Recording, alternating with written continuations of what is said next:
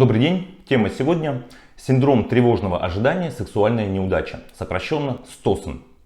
Хочу сразу же сказать то, что психика связана с телом, тело связано с психикой. Это психосоматика, это аксиома. Это такие вещи, которые неразделимы. И если мужчина перед половым актом настроен на то, что у него не получится, так оно и будет. Вообще причины СТОСНа — это излишнее напряжение, это стресс, это раздражительность.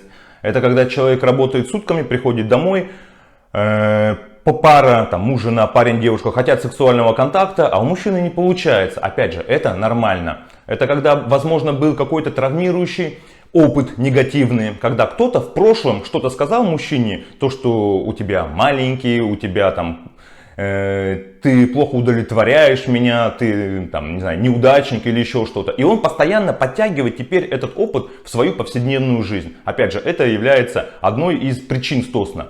Еще одна из главных причин СТОСНа — это увлечение порнофильмами. То, что человек, когда смотрит порнофильмы и думает то, что там идеальные отношения, я хочу быть похожим так, как там. То есть, что мы видим в порнухе? Это гигантские половые органы, это продолжительность полового акта там запредельная. Мы прекрасно понимаем то, что эти фильмы создают специальные режиссеры, специальные актеры, профессионалы, которые играют в этом деле. И то, что ничего общего с настоящей, нормальной сексуальной жизнью, между сексуальной настоящей жизнью и порнухой, ничего общего в этом нет. И не нужно ориентироваться. Многие все-таки думают то, что пытаются моделировать и пытаются делать так, как там.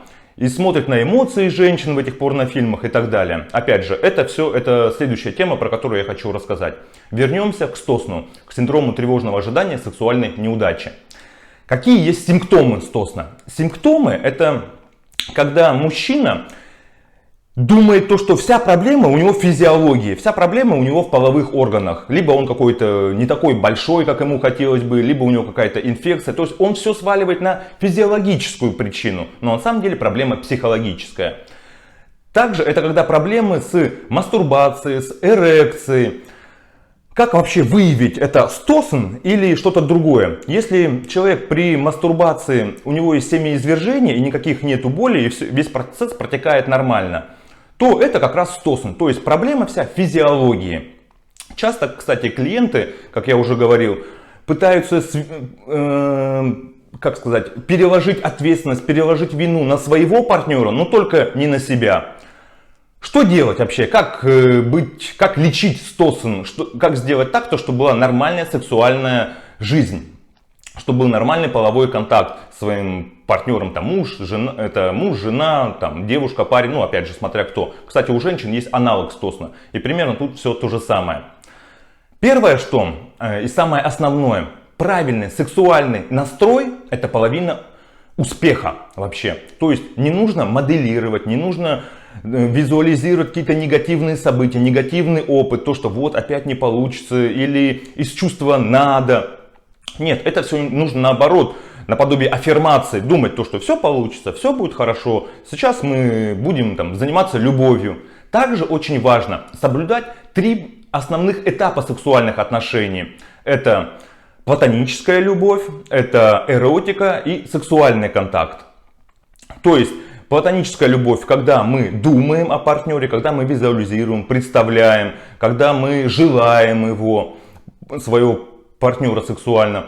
Второй — это эротический этап. Это когда мы прикасаемся, когда мы делаем массаж, когда мы телесно как-то взаимодействуем, но у нас еще нету полового акта. И третье — это уже сам секс. И когда, соблюдая все 3 этапа, если их опять же соблюдать, то тогда СТОСНа не будет. Тогда будет нормальная семейная жизнь, нормальный половой контакт между мужчиной и женщиной.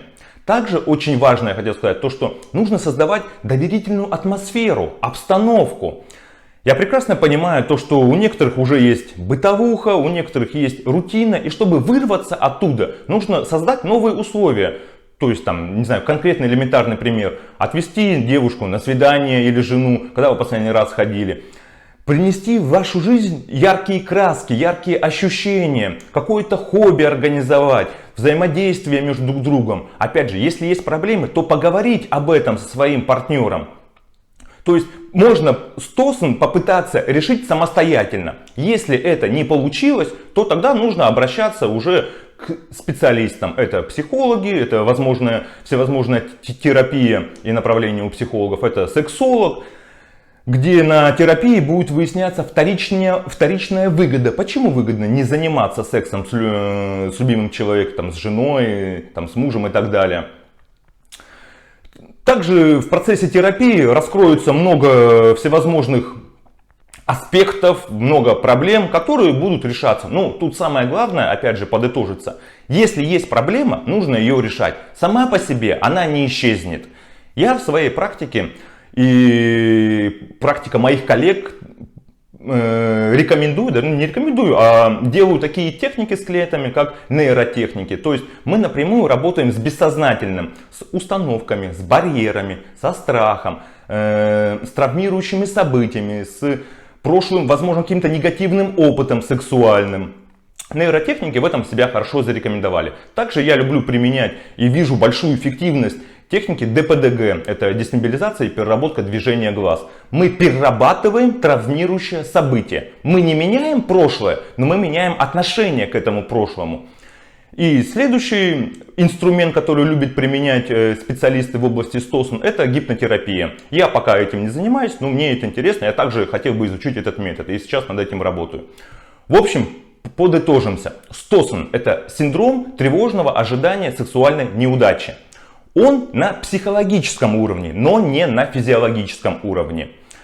Как я уже сказал, в процессе жизни мужчины иногда бывает такое, то что из-за стресса, из-за бытовухи, из-за раздраженности, не встает и не бывает сексуального контакта. Когда ты только приготовился, опять же, это нормально, но не надо делать выводы, такие уже более большие, более глубокие, когда ты думаешь, все, я уже не мужчина, я уже ничего не могу. Нет, это психологическое расстройство, оно лечится, нужно лишь желание, в принципе и время, и все. Все, как всегда, зависит от вас. Вся ответственность полностью лежит уже на клиенте. У меня, наверное, все. Всем большое спасибо. Если есть какие-то вопросы, то задавайте. С вами был Сергей Витищенко. До свидания.